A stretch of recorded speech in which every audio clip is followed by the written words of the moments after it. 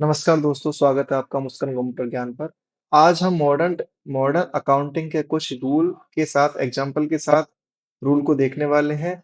Hope है आप उम्मीद है आप वीडियो को पूरा देखेंगे और हमारे चैनल को सब्सक्राइब करेंगे, लाइक करेंगे, कमेंट करेंगे। तो ठीक है, तो आज हमारा टॉपिक है मॉडल ऑफ अकाउंटिंग के कुछ एग्जांपल के साथ उनके रूल को समझना। उनको मॉडल रूल ऑफ अकाउंटिंग के साथ डेबिट और क्रेडिट को समझना। तो सबसे पहले हमारे पास मॉडल रूल ऑफ अकाउंटिंग दिए हुए हैं और हमने यहाँ पे कुछ एग्जांपल हमारे साथ लिए हुए हैं। तो सबसे पहला एग्जांपल है Rahul start business with cash.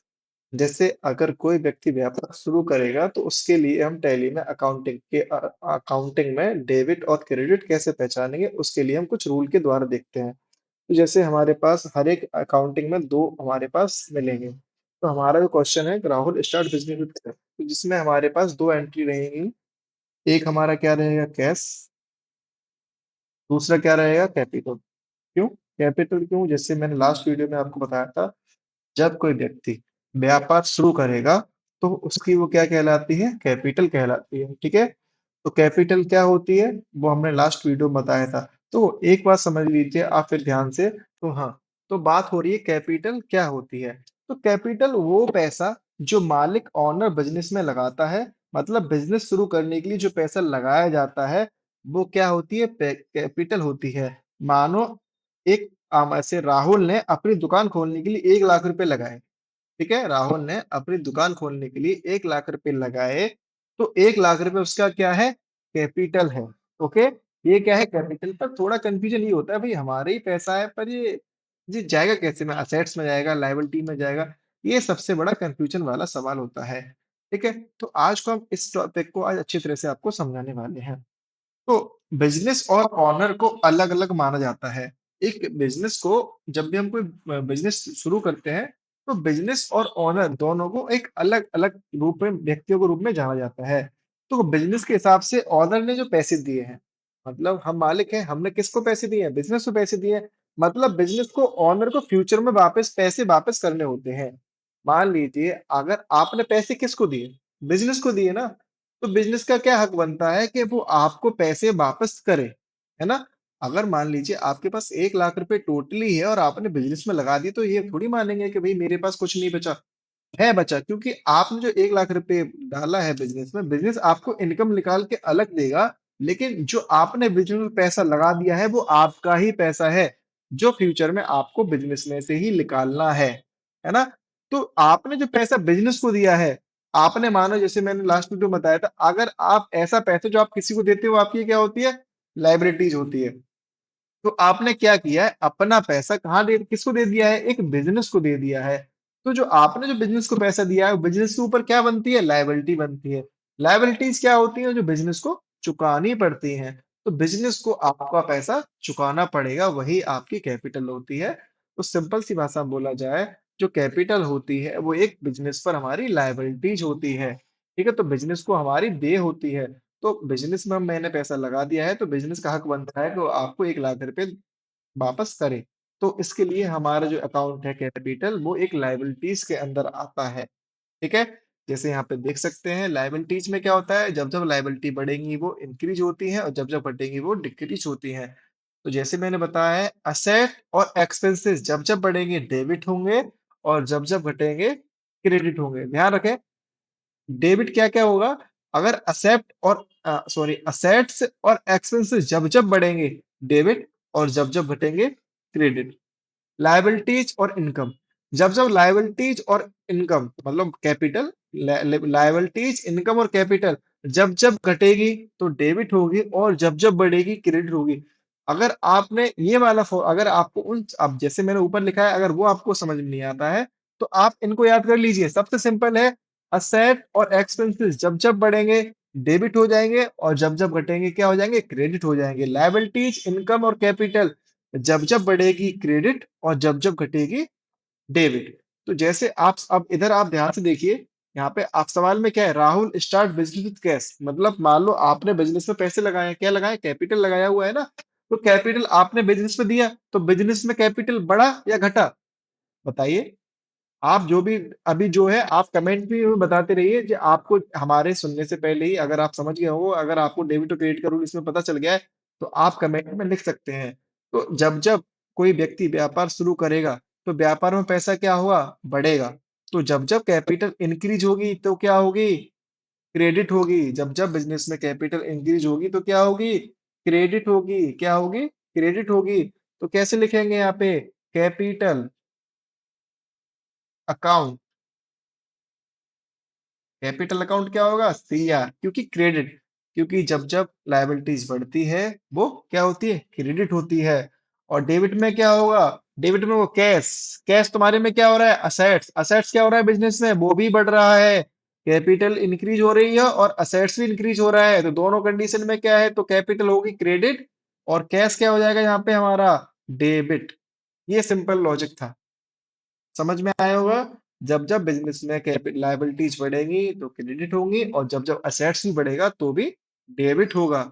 आप ध्यान से रूल को समझ लीजिए, कॉपी पे लिख लीजिए, बुक और पेन निकाल के रखिए और थोड़ा-सा ये अपने जो भी मैंने सामने लिखा है स्क्रीन पे, जो भी आपको सिंपल तरीके से समझाने के लिए रूल लिखे हैं, उन्हें ज़रूर उतार लीजिए, क्योंकि ये आपको बहुत काम आने वाले हैं। अगर आपको मेरी बात समझ में आ रही है, तो आपको जब इसे नोट्स के रूप में आप कॉपी पे बना रहे होंगे और हो सकता है कुछ बच्चों ने नोट्स बनाए हुए हैं, बहुत अच्छे बच्चे हैं वो, जिन्होंने हमारे द्वारा दिए गए नोट्स को बनाया हुआ है।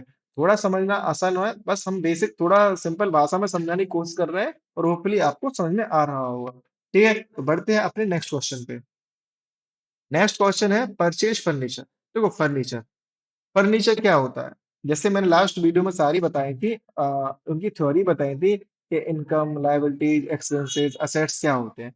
फर्नीचर, फर्नीचर क्या होता है? परचेज़ माना होता है खरीदना, फर्नीचर एक हमारी क्या होती है बताइए, कमेंट में बता दीजिए सबसे पहले तुरंत। फर्नीचर क्या है हमारा? फर्नीचर हमारा क्या है? फर्नीचर हमारा असेट्स है, ठीक है? तो हम क्या कर रहे हैं? एक असेट्स को परचेज़ कर रहे हैं। क्या कर रहे हैं? एक असेट्स को परचेज़ कर रहे हैं। तो एक हमारा क्या है यहाँ पे? फर्नीचर, FURNITURE फर्नीचर और दूसरा क्या है हमारा? कैश, क्योंकि हम यहाँ पर कोई प्रेज़ेंट नहीं करा है लेकिन हम कैश में ही खरीद रहे हैं, ठीक है? तो दोनों में रूल कौन से हैं? असेट्स के और दोनों कंडीशन में हमारे पास क्या है? असेट्स है, फर्नीचर भी असेट्स है और कैश भी हमारा क्या है? असेट्स है। तो दोनों अब जब देखो, अगर हम कोई चीज़ परचेज़ करते हैं, तो हमारा कैश क्या होगा? जब-जब हम कोई भी सामान खरीदने जाएँगे मार्केट में, तो हमारा कैश क्या होता है? डिक्रीज़ होता है। तो एसेट्स क्या होगा हमारा? डिक्रीज़ हो रहा है और हमारा असेट्स क्या हो रहा है? फर्नीचर क्या हो रहा है? इंक्रीज़ हो रहा है। जैसे समझा जाए, अगर हम फर्नीचर खरीद रहे हैं, तो फर्नीचर अकाउंट क्या हो जाएगा? Furniture account. फर्नीचर अकाउंट क्या हो जाएगा हमारा? डेबिट। क्यों हो जाएगा डेबिट? क्योंकि हमने फर्नीचर हमने फर्नीचर क्या किया है? परचेज़ किया है। परचेज़ किया है मतलब हमारे पास क्या हो रहा है? इंक्रीज़ हो रहा है। तो जब-जब असेट्स इंक्रीज़ होंगे तो क्या होंगे? डेबिट होंगे और हमारे पास से जो हमारे पास से कैश क्या हो रहा है? डिक्रीज़ हो रहा है मतलब कम हो रहा है। तो जब-जब हमारे पास से कैश कम होगा तो क्या हो जाएगा? क्रेडिट हो जाएगा, याद रखें जब-जब हमारे पास से कैश कम होगा तो क्या हो जाएगा? क्रेडिट हो जाएगा।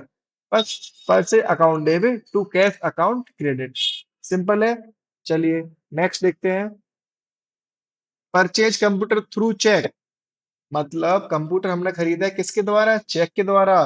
तो सेम फिर दोनों हमारे पास क्या है? कंप्यूटर भी हमारे क्या है? असेट्स है। क्योंकि असेट्स वो होते हैं जिनकी रीसेल वैल्यू होती है, रीसेल वैल्यू होती है। अगर मोबाइल या कंप्यूटर जो भी हमने परचेज़ किया है, उसे हम 1 साल के अंदर कहीं न कहीं कैश में सेल करा सकते हैं, तो हमारे वो असेट्स होते हैं। पर किसी-किसी कंडीशन में डेप्रिसिएशन वगैरह की चीज़ें लग जाती हैं, वो आपको समझाएँगे। लेकिन अभी फ़िलहाल में क्या है, हम क क्या खरीद रहे हैं? कंप्यूटर खरीद रहे हैं, मतलब एक असेट्स खरीद रहे हैं। तो जैसे-जैसे अभी बताया, असेट्स जब-जब असेट्स खरीदेगा तो क्या होगा? डेबिट होगा। असेट्स क्या होगा? डेबिट। तो हमारे यहाँ पे क्या एक कंप्यूटर है और दूसरा क्या है हमारा? चेक। तो चेक जो है कहाँ कहाँ डिपॉज़िट होता है? बैंक में, ठीक है? तो हमारे पास से क्या आ रहा है? कंप्यूटर आ रहा है, तो कंप्यूटर अकाउंट। कंप्यूटर क्या हो जाएगा हमारे पास? डेबिट, क्योंकि असेट्स क्या हो रहा है? इंक्रीज़ हो रहा है। असेट्स इंक्रीज़ हो रहा है और हमारे पास से बैंक से पैसा क्या हो रहा है? कम हो रहा है, मतलब डिक्रीज़ हो रहा है। तो एंट्री क्या बनी? Computer account debit to bank account credit, क्योंकि जब-जब असेट्स बढ़ेंगे तो डेबिट होंगे और असेट्स कम होंगे तो क्या होंगे? क्रेडिट होंगे। दोनों हमारे क्या थे? असेट्स थे। ध्यान रखें, समझते रहें। अगला क्वेश्चन है sold goods for cash, sold goods for cash, मतलब कोई हमारा सामान था, कोई हमारे पास सामान था, वो हमने क्या किया, सेल किया हुआ है। तो हमारे पास सामान का नाम नहीं है तो उसे क्या बोलेंगे, सेल बोलेंगे। ओके, क्या बोलेंगे, सेल बोलेंगे। और हमारे पास से क्या हो रहा है, कैश हो रहा है। एक सेल, जो भी माल हो रहा है वो सेल हो रहा है, किस में हो रहा है, कैश में सेल हो रहा है। तो हमारे पास कोई सेल करेंगे तो हमारा क्या हो रहा है, असेट्स कम हो रहा है, तो मतलब उससे हमारी क्या हो रही है, इनकम हो रही है, इनकम हो रही है। और हमारे पास से कैश क्या हो रहा है, इंक्रीज हो रहा है, कैश क्या हो रहा है हमारे पास, इंक्रीज हो रहा है। तो हमारे पास क्या एंट्री बनेगी, कैश अकाउंट। क्या हो जाएगा, कैश, हमारे जब भी कोई माल को सेल करेंगे कैश बढ़ेगा या कम होगा, ऑब्वियसली बात है, कैश क्या होगा, बढ़ेगा। तो कैश क्या हो जाएगा हमारा, डेबिट। और हमारे पास से क्या कम हो जाएगी, क्या कम हो जाएगी हमारी, सेल, तो वो सेल क्या हो जाएगी, क्रेडिट। और सेल क्रेडिट हो जाएगी तो क्या हमारी हो जाएगी, इनकम, तो ये भी हमारी क्या है, क्रेडिट में जाएगी। Okay, next question, paid for electricity charge, electricity charge मतलब बिजली का बिल है।